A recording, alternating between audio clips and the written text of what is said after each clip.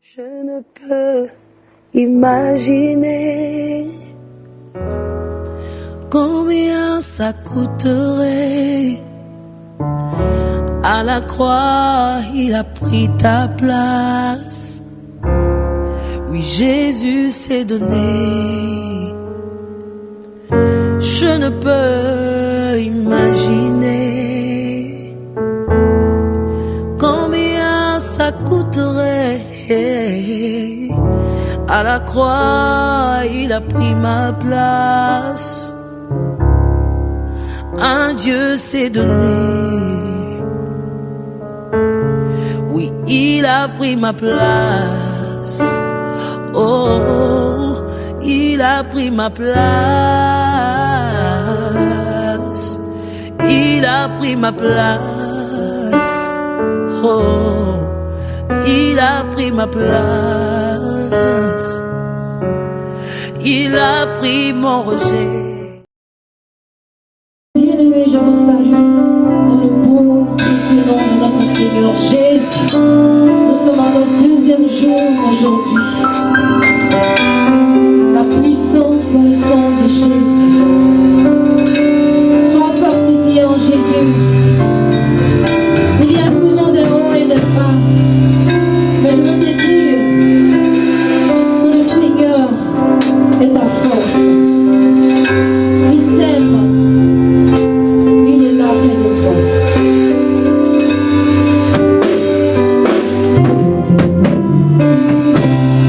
Sois fortifié en Jésus.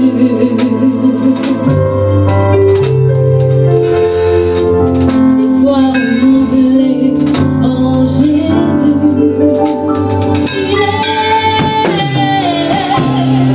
Sois fortifié en Jésus.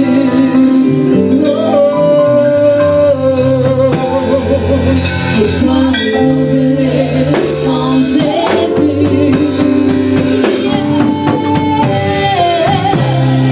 Sois fortifié en Jésus. Sois fort, sois fort. Et sois renouvelé en Jésus. Sois fortifié en Jésus.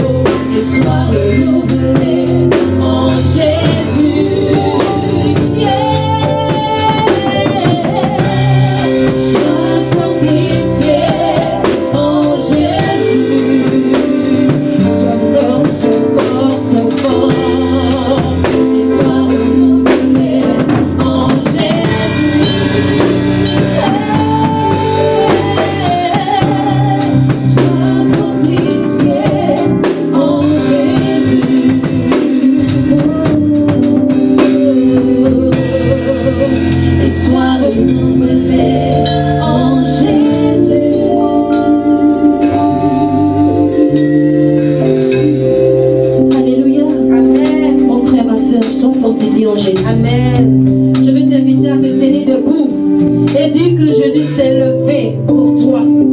Il s'est levé pour te donner la victoire. Il s'est levé pour te donner la joie.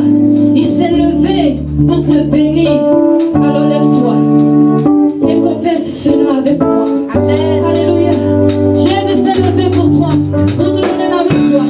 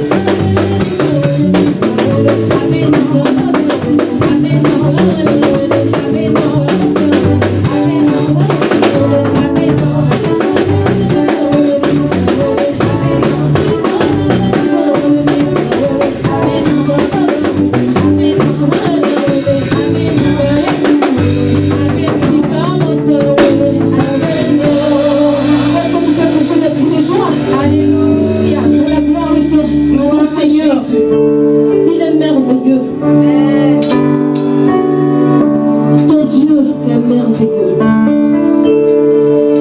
Lève les yeux vers lui et accorde-moi maintenant. Commence à le bénir.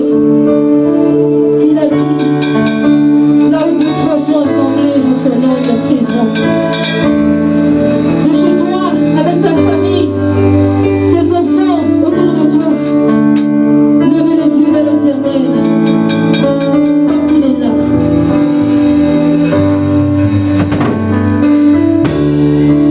Oh, béni sois-tu,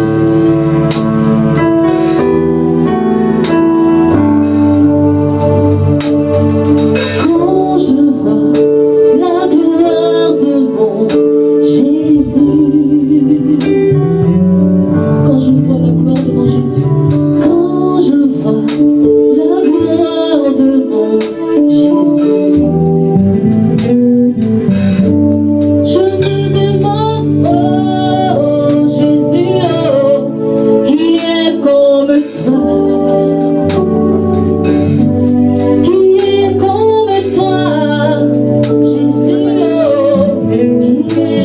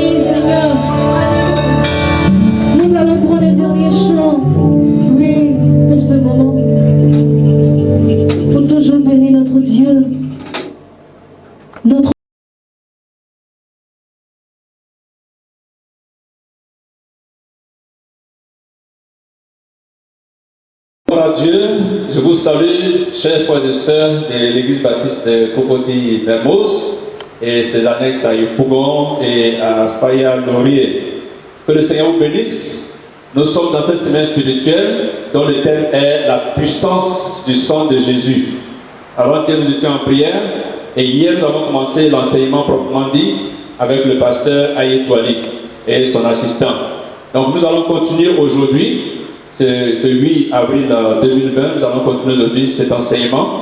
Nous avons vu les généralités sur le sang et aujourd'hui nous allons entrer un peu plus en profondeur par rapport au message pour pouvoir nous aider, pour pouvoir nous nourrir encore en cette semaine pascale. Donc nous allons prier pour confier ce moment au Seigneur et confier aussi l'homme de Dieu dans la main du Seigneur. Prions le Seigneur. Notre Dieu et notre Père, nous te bénissons de ce que c'est toi qui nous soutiens, c'est toi qui veilles sur nos vies. Merci pour cette semaine pascale spéciale de 2020. Merci pour ton serviteur que tu as point hier pour nous donner l'enseignement. Nous sommes là encore ce soir, c'est notre Dieu, pour écouter ta parole. Nous prions que par ton esprit, nous soyons encore enrichis. Seigneur, éloigne de nous la distraction.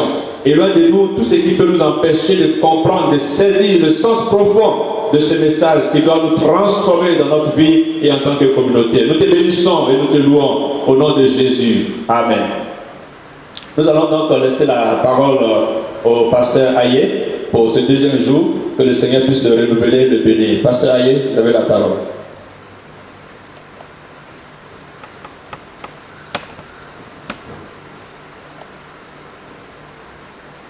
Je vous salue au nom de Jésus.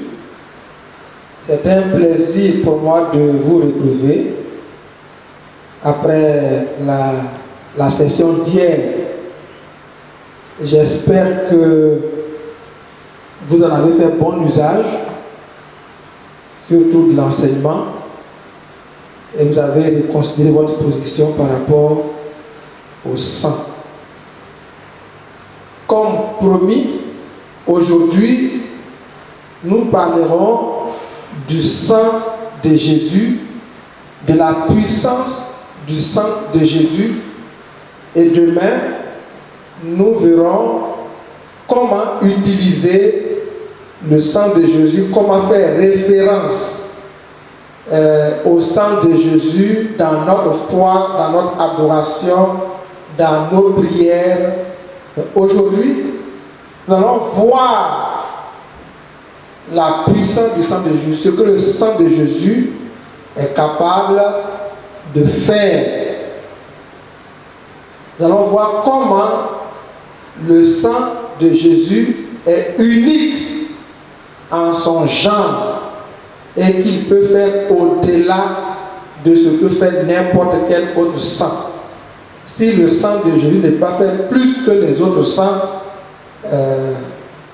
c'est que Jésus n'est pas le grand. Or, Jésus est le grand. Il est celui qui est au-dessus de tout. Alors, notre texte de base est celui-ci. Prenez vos Bibles avec moi. Prenez vos Bibles dans Hébreux, chapitre 9, versets 13 et 14. Hébreux, chapitre 9, versets 13 et 14. Et je lis. Car si le sang des taureaux et des boucs et la cendre d'une vache répandue sur ceux qui sont souillés sanctifie et procure la pureté de la chair, combien plus le sang de Christ, combien plus, ici on met en parallèle, comparaison. Je reprends le verset 13. Car si le sang des taureaux et des boucs et la cendre d'une vache répandue sur ceux qui sont souillés sanctifie et procure la pureté de la chair, combien plus le sang de Christ, virgule, par un esprit éternel. Ah. Par un esprit comment? Éternel. C'est offert lui-même, sans tâche à Dieu. Purifiera-t-il votre conscience des œuvres mortes afin que vous serviez le Dieu vivant? La dernière fois, hier, nous avons vu ce que fait n'importe quel sang. Le sang d'Abel, le sang de bouc, le sang des taureaux. Et ici, l'auteur, il dit, si le sang des boucs peut faire ceci et cela, imaginez ce que fera le sang de Jésus. Donc, ici, ce texte établit la supériorité du sang de Jésus. Si le sang des boucs peut faire ça, imaginez ce que ferait le sang de Jésus. Donc, pourquoi le sang de Jésus est-il un sang supérieur? Commençons par là. Pourquoi le sang de Jésus a une puissance inégalable? Pourquoi le sang de Jésus fait au-delà de ce que fait le sang du bouc, le sang du poulet, le sang du cabri, le sang du crabe, le crapaud, le sang des autres animaux? Alors, comme hier, commençons par une démonstration scientifique faite par un médecin américain. C'est Dr. William Standish Reed. Vous chercherez son nom sur Internet et vous direz son histoire. Dr. William, comme William, Standish, S-T-A-N-D-I-S-H, Reed, R-E-E-D. Tapez et vous verrez. Un peu plus tard, pas maintenant. Pas maintenant. Hein? Pas maintenant. Alors, c'est un médecin chirurgien américain né en 1922. Il a travaillé pour l'armée américaine, dans la marine américaine. Mais il était aussi un homme de Dieu. Il avait reçu une très bonne formation biblique dans le domaine de la guérison divine. Donc, il est médecin, chirurgien, mais il avait un ministère de guérison spirituelle. Et il s'était spécialisé dans les cas de maladies dites chroniques, mais surtout maladies chroniques qui ont atteint un stade désespéré. Donc, maladie incurable à un stade terminal. Il a écrit plusieurs livres sur la puissance de la prière pour la guérison divine. Et finalement, elle a pris sa retraite, elle a dû fonder le Christian Medical Foundation. Donc, Christian Medical Foundation. Vous cherchez tout ça sur Internet et vous verrez qui est ce homme. Donc, il était d'abord grand médecin et grand homme de Dieu. Et il était aussi orateur dans les grandes réunions du Full Gospel Businessman. Il est mort récemment, en 2010.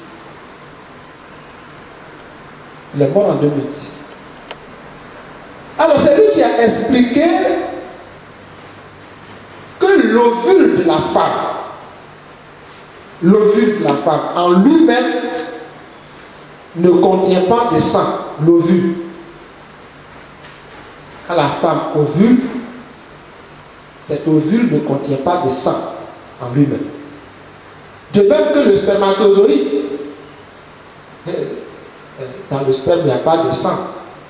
Il provient du sang, mais quand on voit du sang dans ton sperme, c'est un scandale. Donc, il dit que dans le spermatozoïde, il n'y a pas de sang. C'est lorsque le spermatozoïde et l'ovule se rencontrent dans la trompe de Phallon et que la conception a lieu et qu'une nouvelle vie commence.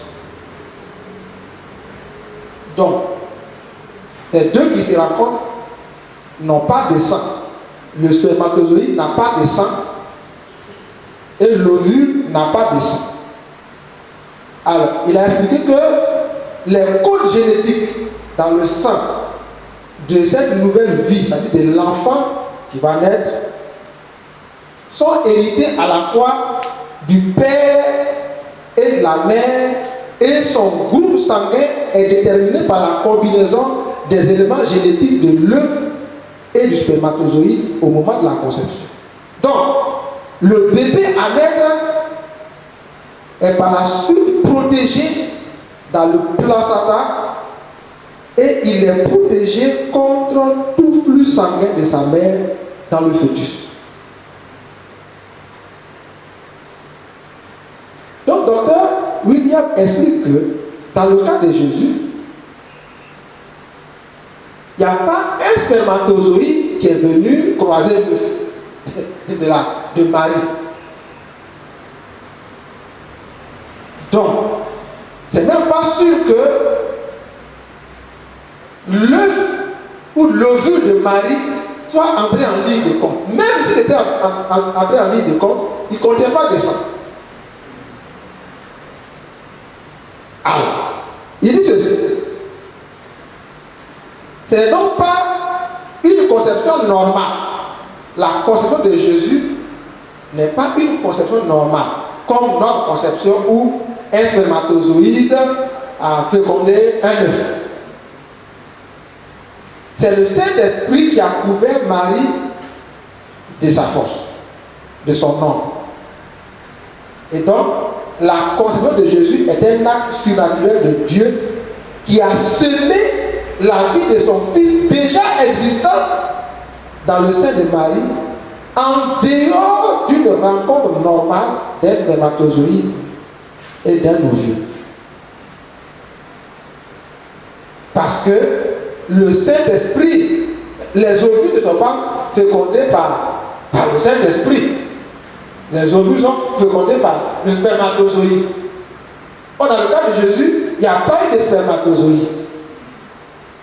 Donc, il dit, de même que Dieu a soufflé dans une motte de terre, et puis le sang y est entré, comme Jésus existait déjà,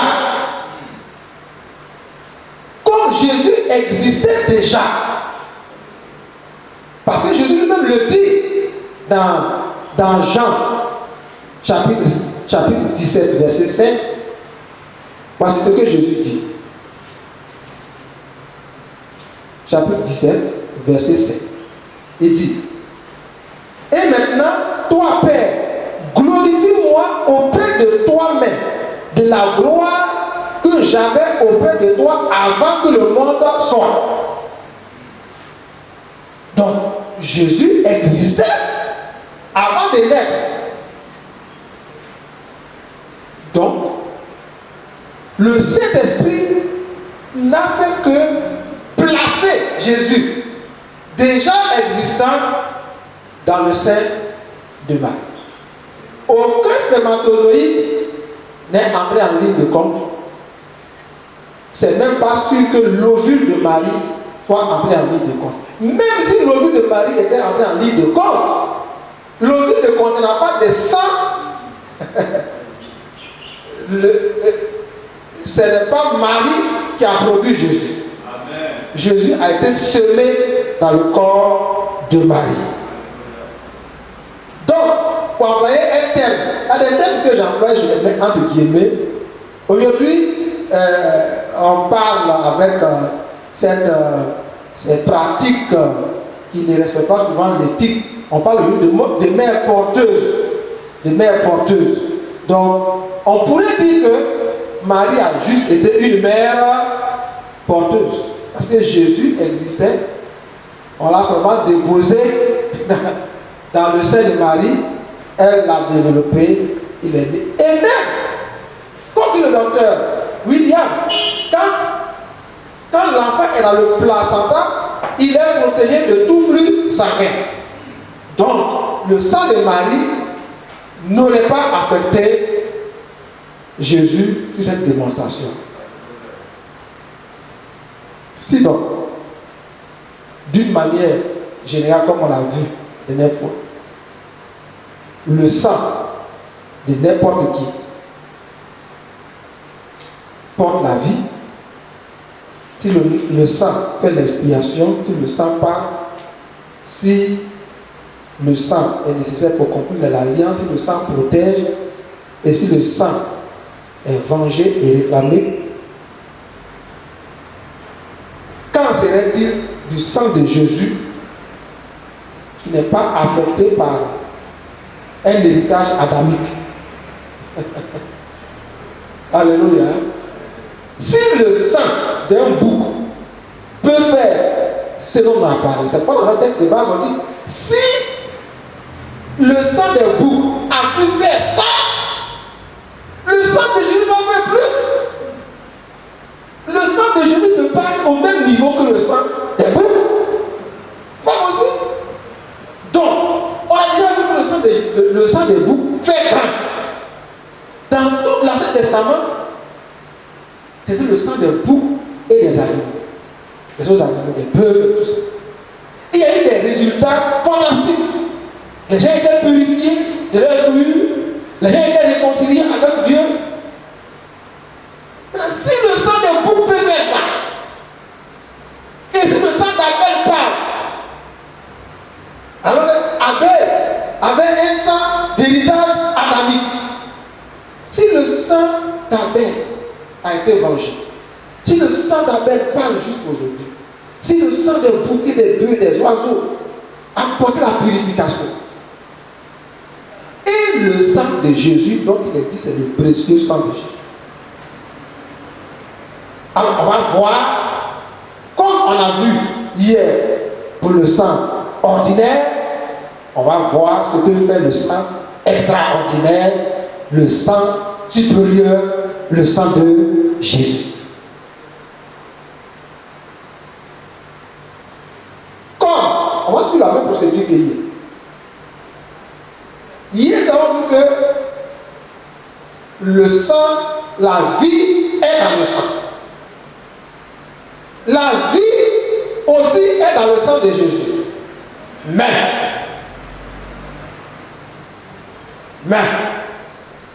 on va lire un verset qui va vous faire du bien. Mais, on va lire un passage qui va revenir plusieurs fois. Jean, chapitre 6,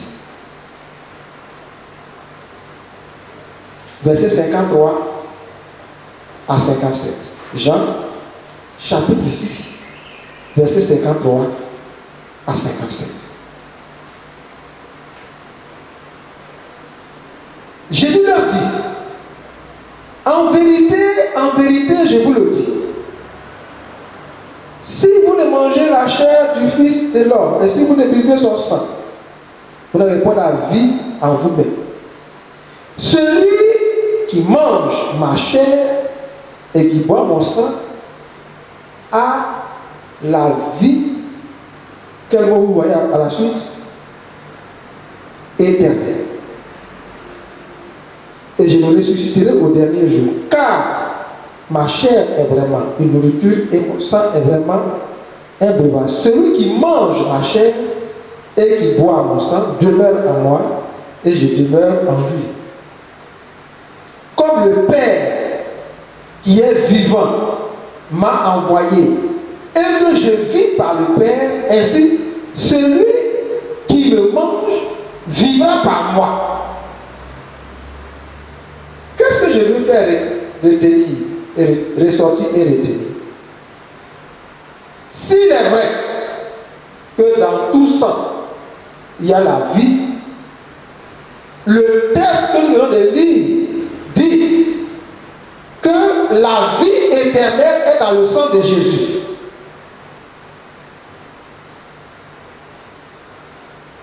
Est-ce que je peux relire le verset 54? Celui qui mange ma chair et qui boit mon sang a la vie éternelle. La vie qui est dans le sang de Jésus, c'est la vie de Dieu lui-même. C'est la vie éternelle. Le sang de Jésus transporte la vie. Mais quelle vie? La vie éternelle. Et il dit, si quelqu'un boit mon sang, je lui donne cette vie éternelle. La vie de Dieu pour tous les hommes est dans le sang de Jésus. La vie éternelle est cachée, était cachée dans le jardin d'Éden, dans l'arbre de vie. Mais Jésus, c'est l'arbre de vie.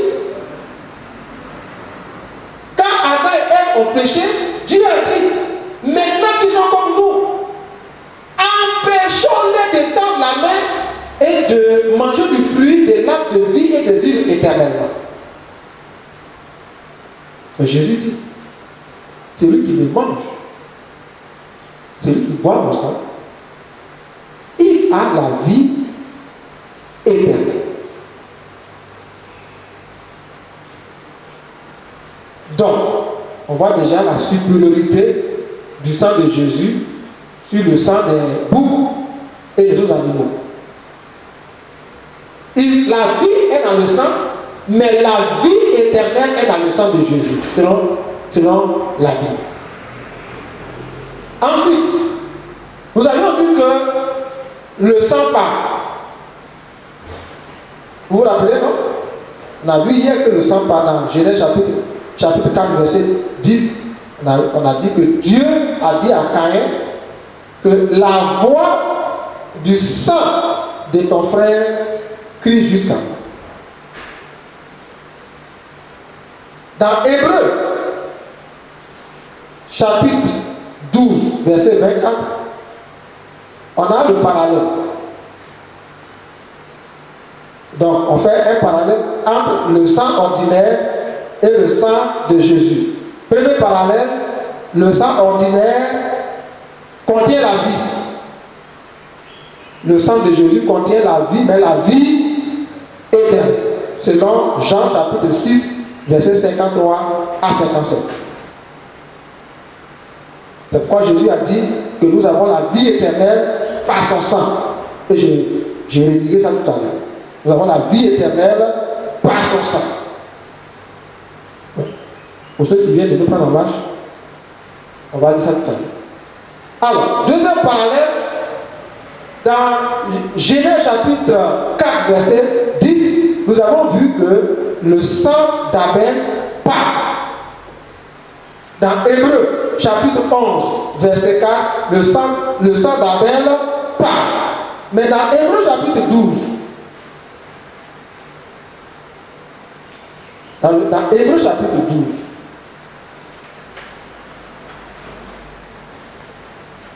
verset 24,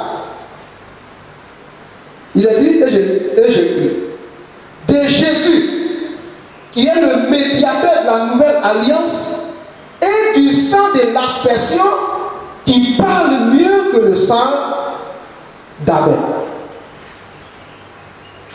Le sang d'Abel parle, mais le sang de Jésus parle mieux que le sang d'Abel. Alléluia.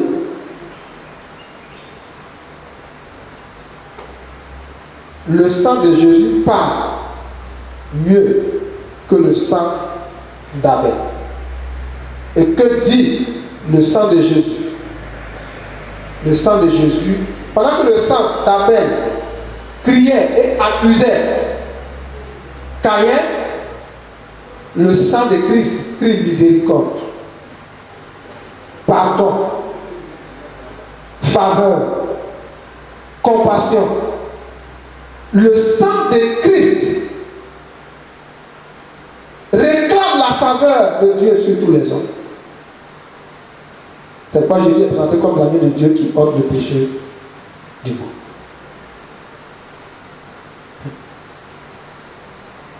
Troisième parallèle. Nous avons lu beaucoup de textes. Genèse chapitre 9, verset 3 et suivant. Lévitique chapitre 17, verset 10 et suivant. Et plusieurs autres où il est interdit de boire du sang ou de manger du sang. Vous vous rappelez, non? Ok. Mais tout à l'heure, on a lu un texte qu'on va relire. Je vous ai dit qu'on va le relire plusieurs fois. Le sang de Jésus peut être bu entre guillemets. Jésus prêche, et dans l'évangile de Jean, au chapitre 6, verset 53, dont on a déjà parlé, Jésus leur dit, en vérité, je vous le dis, si vous ne mangez la chair du Fils de l'homme, et si vous ne buvez son sang, vous n'avez point la vie en vous-même. Ah. Et là, personne ne lève la main pour dire, Seigneur, j'ai une question. On a lu dans l'Ancien Testament qu'il est interdit de boire du sang. Et puis tout le monde écoute. Et il continue. Verset 54. Celui qui mange ma chair et qui boit, entre guillemets, mon sang, a la vie éternelle, et je le ressusciterai au dernier jour. Manger ma chair et boire mon sang. La Bible dit, après cette prédication, plusieurs disciples l'ont abandonné. Verset 60. Plusieurs de ses disciples, après l'avoir entendu dire, cette parole est dure. Qui peut l'écouter? Jésus, sachant en lui-même que ses disciples murmuraient à ce sujet, leur dit, cela vous scandalise-t-il? Et si vous voyez le Fils de l'homme monter où il était auparavant, c'est l'esprit qui vivifie, la chair ne sert de rien. La parole que je vous ai dit, les paroles que je vous ai dit sont esprit et vie. Alors, qu'est-ce que je veux dire?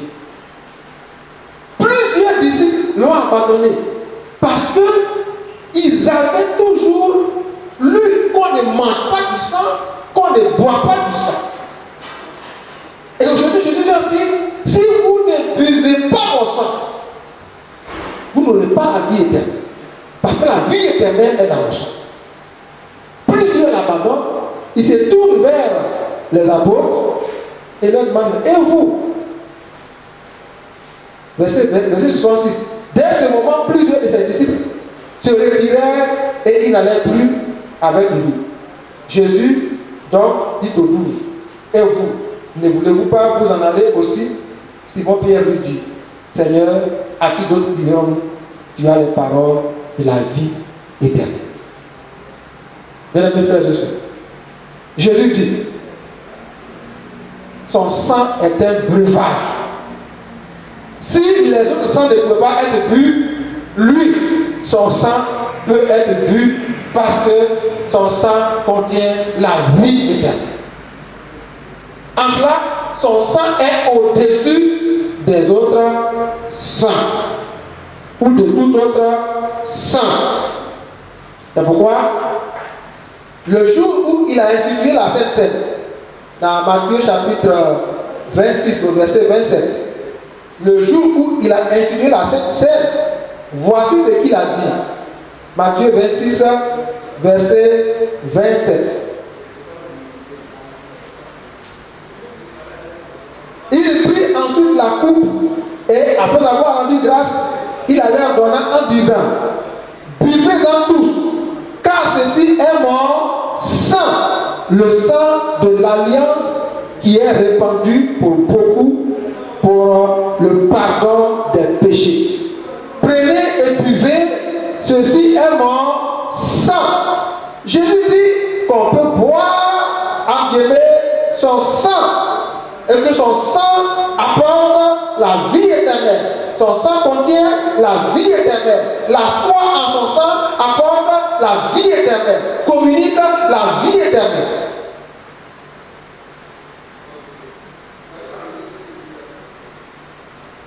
Quatrième parallèle. Nous avons vu que parce que le sang contient la vie, le sang faisait l'expiation. La Bible enseigne également que le sang de Jésus fait l'expiation. Hébreux chapitre 9, verset 13. Hébreux chapitre 9, à partir du verset 13. Hébreux chapitre 9, à partir du verset 13. Voilà, nous lisons.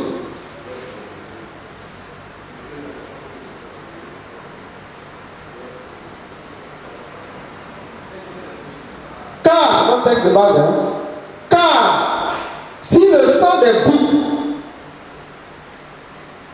le sang des taureaux et des boucs et la cendre d'une vache répandue sur eux, sur ceux qui sont souillés, sanctifie et procure la pureté de la chair, combien plus le sang de Christ qui, par un esprit éternel, s'est offert lui-même sans tâche à Dieu, purifiera-t-il vos consciences des œuvres mortes afin que vous serviez le Dieu vivant. Alléluia. On va compléter avec Colossiens chapitre 1, verset 20. Colossiens chapitre 1, verset 20. Et je dis, il a voulu par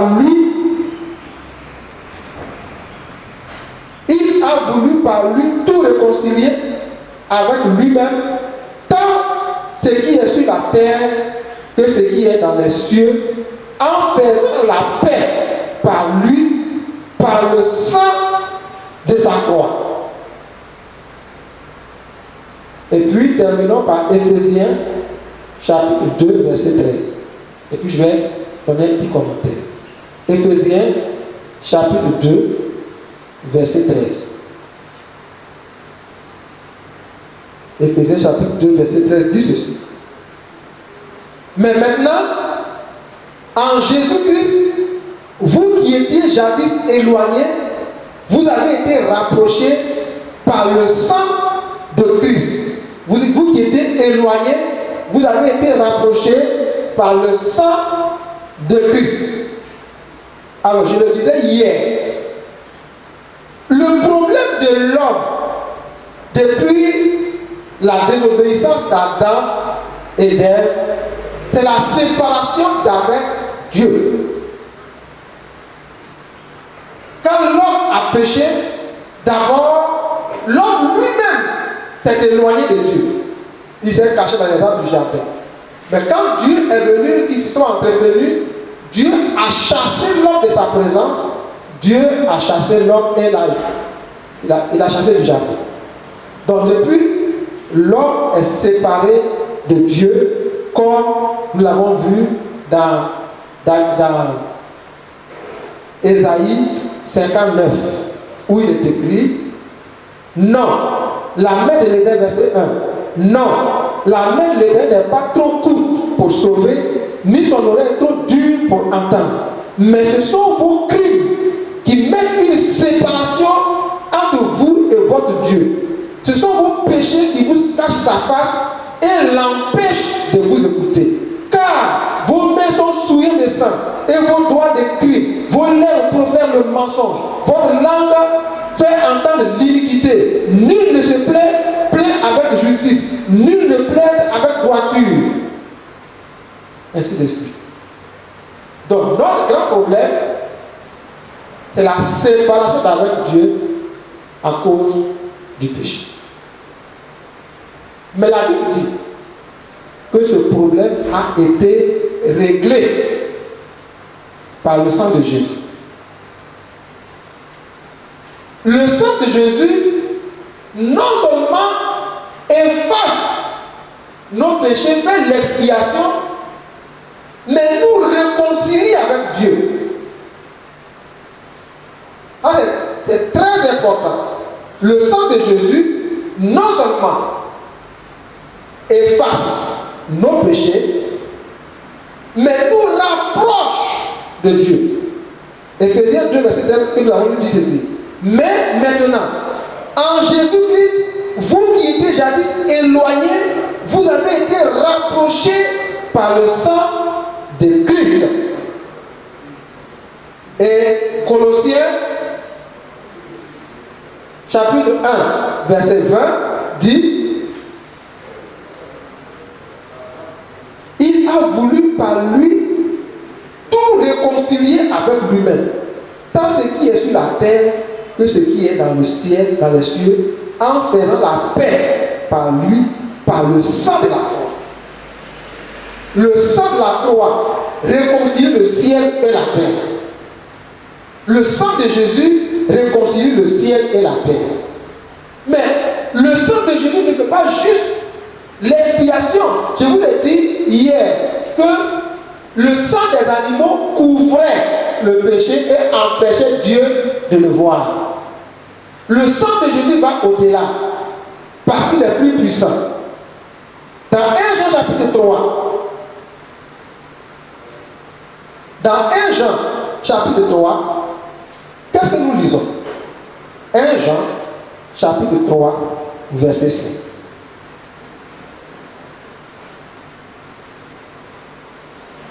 Or, vous le savez, Jésus a paru pour ôter les péchés et il n'y a point en lui de péché.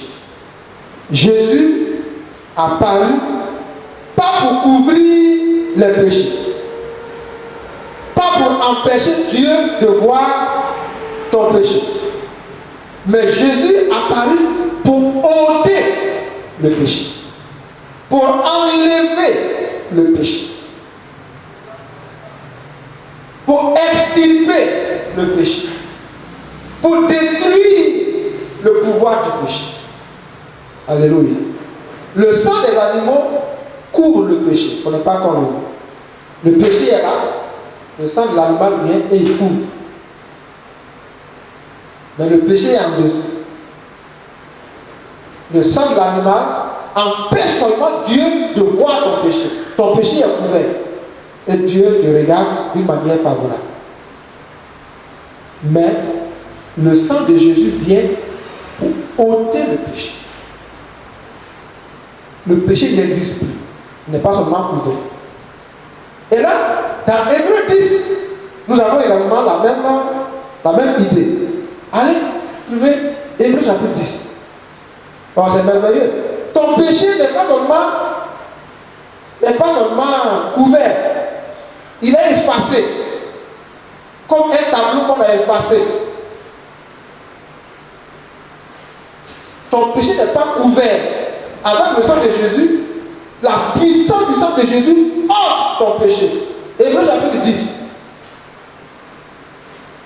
Verset 4. La lecture sera un peu longue. Hébreux chapitre 10.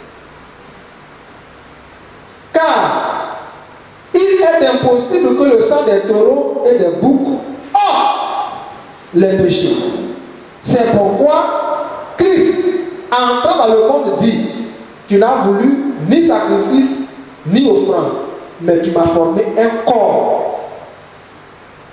Tu n'as agréé ni holocauste ni sacrifice pour les péchés. Alors j'ai dit: voici, je viens. Dans le rouleau, il est dans le rouleau du livre, il est question de moi pour faire, ô Dieu, ta volonté. Après avoir dit d'abord: tu n'as voulu et tu n'as agréé ni sacrifice, ni offrande, ni holocauste, ni sacrifice pour le péché, ce qu'on offre selon la loi, il dit ensuite: voici, je viens pour faire ta volonté. Il supprime ainsi la première chose pour établir la seconde. C'est en vertu de cette volonté que nous sommes sanctifiés par l'offrande du corps de Jésus-Christ une fois pour toutes. Et tandis que tout sacrificateur fait chaque jour le service et offre souvent les mêmes sacrifices qui ne peuvent jamais ôter les péchés, souligner ça, ôter les péchés, lui, après avoir offert une seule fois, après avoir offert un seul sacrifice pour les péchés, il s'est assis pour toujours à la droite de Dieu. Il attend désormais que ses ennemis soient devenus son marchepied. Car, par une seule offrande, il a amené à la perfection pour toujours ceux qui sont sanctifiés. C'est ce que le Saint-Esprit nous atteste aussi. Car après avoir dit, voici l'alliance que je ferai avec eux. Après ces jours, dit le Seigneur, je mettrai mes lois dans leur cœur et je les écrirai dans leur esprit, il ajoute. Et je ne me souviendrai plus de leur péché ni de leur iniquité. Or, là où il y a pardon des péchés, il n'y a plus d'offrande pour le péché. Alléluia. Le péché est ôté. Et pourquoi Jésus est venu? Pourquoi Jésus est venu?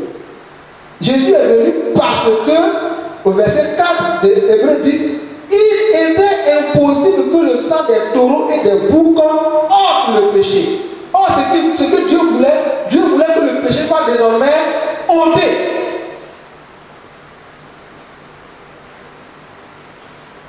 As-tu péché contre Dieu? As-tu placé ta confiance dans le sang de Jésus pour que tes péchés soient enlevés? Tes péchés ont été ôtés. Tu es pardonné et tes péchés sont ôtés. Quand Dieu te regarde, il ne te voit plus comme un pécheur. Tu es justifié. Alléluia. Au chapitre 9, verset 26, il est écrit: autrement, il aurait fallu qu'il ait souffert plusieurs fois depuis la création du monde. Mais maintenant, à la fin des siècles, il a paru une seule fois pour effacer le péché par son sacrifice. Qu'est-ce qu'il a fait? Il a effacé. Entre effacé et couvert, qu'est-ce que vous préférez? Entre un péché couvert et un péché effacé, qu'est-ce que vous préférez? Voilà. Un péché couvert et un péché effacé. Qu'est-ce que vous préférez? Le péché couvert, si on enlève la couverture, le péché est visible. Le péché effacé, on ne le voit pas. Même ses traces, on ne le voit plus. Quand on efface un tableau, on ne voit plus ce qui était écrit sur ce tableau. Le sang de Jésus vient ôter le péché. Rapidement, qu'est-ce que le sang de Jésus fait? À cause de ce que nous venons de lire, dans Hébreux 10, où on reste encore, après le verset 19, à cause de ce qui a été fait, ainsi, donc frères, nous avons au moyen du sang de Jésus une libre entrée dans le sanctuaire. Dans l'ancienne alliance, c'est le souverain sacrificateur qui entrait seul dans le lieu très saint, et une seule fois par an. Et il devait y entrer avec du sang. S'il s'amusait à y entrer sans du sang, il était frappé de mort. Vous pouvez le vérifier dans Hébreux chapitre 9, versets 7 à 14. Jésus aussi, il a agi comme le souverain sacrificateur parce qu'il est un souverain sacrificateur d'un autre rang. La Bible dit que lui aussi, il est entré dans le lieu très saint avec son propre sang, et il a plaidé, et le voile du temple s'est déchiré, et depuis ce temps-là, il n'y a pas seulement le souverain sacrificateur qui puisse entrer dans le lieu, dans la présence de Dieu, mais moi, j'ai une libre entrée dans la présence de Dieu. Toi aussi, à cause du sang de Jésus, tu as une libre entrée dans le sanctuaire, dans la présence de Dieu, pour poser tes problèmes. Il n'y a plus d'intermédiaire entre Dieu et toi. Hébreux 10, verset 19. Ainsi donc, frères, nous avons, au moyen du sang de Jésus, une libre entrée dans le sanctuaire par la route nouvelle et vivante qu'il a inaugurée pour nous au travers du voile, c'est-à-dire de sa chair. Alléluia. Verset 22.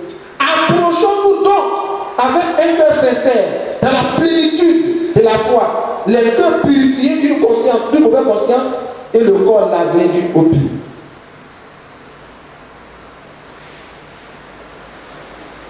Nous avons donc, à cause du sang de Jésus, une libre entrée dans la présence de Dieu, grâce au sang de Jésus. Encore, grâce au sang de Jésus, nous sommes rachetés. La Bible dit dans 1 Corinthiens chapitre 6 verset 20, vous avez été rachetés à un grand prix. Mais à quel prix? Au prix du sang de Jésus. Car dans Actes chapitre 20 verset 28, il est dit qu'il faut veiller sur l'Église qu'il s'est acquise par son propre sang. Nous avons été acquis. Nous avons été rachetés par le sang de Jésus. Le sang de Jésus nous rachète. Nous rachète. Dans 1 Pierre chapitre 1 verset 18 à 20, il est dit, car ce n'est pas par des choses périssables de l'or, de l'argent que vous avez été rachetés de la vaine manière de vivre héritée de vos pères, mais par le précieux sang de Jésus. Ça veut dire quoi? Le sang de Jésus nous délivre des mauvais héritages. Tout ce que nous avons hérité des négatifs de nos parents ou de la vie, le sang de Jésus-Christ nous en délivre. Ensuite, le sang de Jésus nous met dans une alliance éternelle. Une alliance éternelle. Le sang de Jésus nous protège. À Apocalypse chapitre 12, verset 20, il est dit, ils l'ont vaincu par le sang de l'agneau et par la parole de leur témoignage. Si le sang des animaux avait protégé les maisons des enfants d'Israël, le sang de Jésus-Christ nous donne la victoire. Et ils ont vaincu qui? Le dragon, le serpent ancien. Et puis, terminons aujourd'hui en disant que le sang de Jésus sera aussi sévèrement vengé. On demande dans Hébreux chapitre 10. Il y a des gens qui foulent aux pieds le sang de Jésus, qui profanent le sang de Jésus. Je vous ai dit que même un animal qui est égorgé hors du camp, Lévitique chapitre 17, verset 10, Dieu pouvait te tuer. Et le sang de Jésus. Lisons donc Hébreux chapitre 10, versets 28 et 29. Celui qui a violé la loi de Moïse meurt sans miséricorde sur la déposition de 2 ou de 3 témoins. De quel pire châtiment pensez-vous que sera jugé digne celui qui aura foulé au pied le Fils de Dieu, qui aura tenu pour profane le sang de l'alliance par lequel il a été sanctifié et qui aura outragé l'esprit de la grâce. Car nous connaissons celui qui a dit, à moi la vengeance, à moi la rétribution. C'est une chose terrible de tomber entre les mains du Dieu vivant. Bien-aimés frères et sœurs, le sang de Jésus est un sang divin, est un sang soufflé en lui par son Père. Son sang ne vient pas de Marie. Son sang a été produit par le Saint-Esprit. Son sang n'a rien hérité d'Adam. C'est pourquoi c'est un sang qui est au-dessus de tous les sangs. Et si, comme on l'a vu la dernière fois, on ne doit pas traiter n'importe quel sang avec légèreté, le sang de Jésus est d'une spiritualité supérieure C'est pourquoi celui qui profane le sang de Jésus, celui qui foule aux pieds le sang de Jésus, celui qui méprise le sang de Jésus, la Bible dit, son châtiment sera pire. Si le sang de Jésus donne la vie éternelle, pourquoi ne pas choisir cette vie éternelle en ayant foi dans le sang de Jésus? Pourquoi profaner le sang de Jésus? Quand tu profanes le sang de Jésus, tu profanes la vie éternelle. Tu profanes l'esprit de la grâce. Parce que tout ce que Dieu veut faire pour l'humanité, pour redresser l'humanité, pour ramener l'humanité à lui, tout est accompli en Jésus-Christ. C'est pourquoi il n'y a pas de sacrifice supérieur au sang de Jésus-Christ. C'est de ça que nous parlerons demain. Les privilèges que nous avons avec le sang de Jésus. La puissance que nous avons avec le sang de Jésus. Frères et sœurs, que Dieu nous aide à comprendre la valeur unique, la nature unique, la valeur supérieure du sang de Jésus. Arrêtons nos histoires de religion. Il n'y a que le sang de Jésus qui puisse régler de manière vraie, définitive, notre problème de péché. C'est lui seul qui rend Dieu favorable, qui rend Dieu propice. Vivement qu'à travers le sang de Jésus, chacun de nous ait la vie éternelle, qui soit réconcilié avec Dieu, qui soit dans une nouvelle alliance avec Dieu, et que ceux qui portent le sang de Jésus-Christ et compatriotes, que Dieu défende leur cause avec la plus grande justice, avec la plus grande violence. Que Dieu nous bénisse. Amen. Est-ce qu'on peut encore prier? Seigneur, quel amour!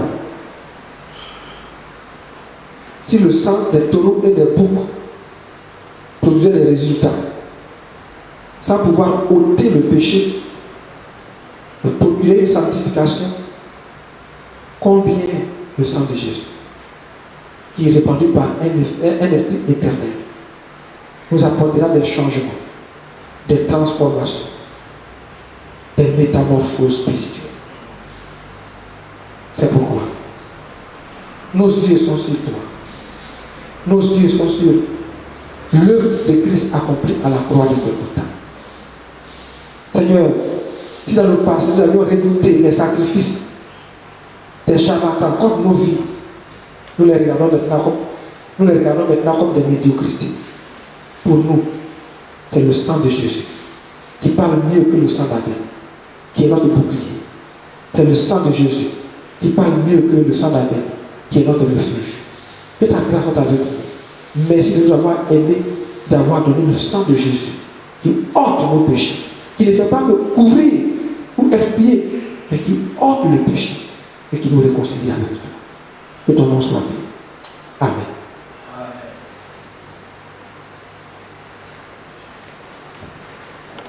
Merci beaucoup, pasteur, pour ce deuxième enseignement sur la spécificité du sang de Jésus.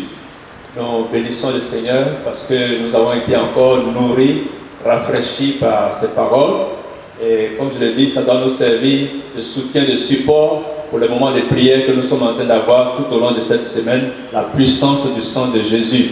Donc ce soir, ceux qui sont dans la chaîne de prière, vous commencez à 23h avec les pasteurs, suivis des conseillers et les présidents des femmes, des jeunes, des enfants, ainsi de suite jusqu'au matin. Donc respectons nos moments de prière parce que si quelqu'un ne prie pas pendant son heure, il brise la chaîne. Nous voulons avoir des moments intenses de prière pour avoir une transformation dans notre communauté, dans notre pays et particulièrement par rapport à cette pandémie que nous avons dans le monde et dans notre pays. Que le Seigneur nous bénisse. Nous allons prier pour terminer pour cette soirée. Seigneur, nous voulons encore te rendre grâce. Merci pour ton serviteur, merci pour son assistant, merci pour le message que tu nous as donné encore ce jour sur la puissance du sang de Jésus. Nous voulons nous remettre totalement dans le sang de Jésus, Seigneur mon Dieu, pour pouvoir continuer l'œuvre, Seigneur, mon Dieu puissant dans ce pays et dans le monde. Reçois la gloire et que cette soirée, Seigneur, soit couverte par le sang précieux de Jésus. Amen.